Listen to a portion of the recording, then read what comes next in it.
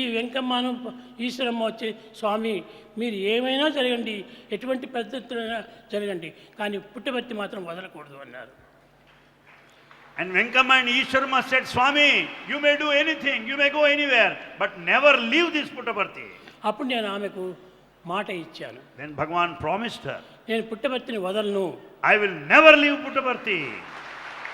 నేను ఇక్కడే ఉంటాను, I will stay here permanently. ఈ విధమైన ప్రమాణం చేయటం చేతనే నేను ఈనాటి వరకు పుట్టపర్తి వదలలేదు. Because of the promise given to the mother by Bhagavan, till this day he did not leave Puttaparthi. ఎవరైనా సరే ఇక్కడికి రావాల్సిందే, కానీ నేను ఎక్కడికి పోయి స్థిరంగా నివాసం చేసేది. Anyone for that matter will have to come to this place. Bhagavan will never go anywhere. కనుకనే ప్రతి దానికి కూడా అవతారతత్వం అంటే పుట్టిన స్థానాన్ని వదలకూడదు.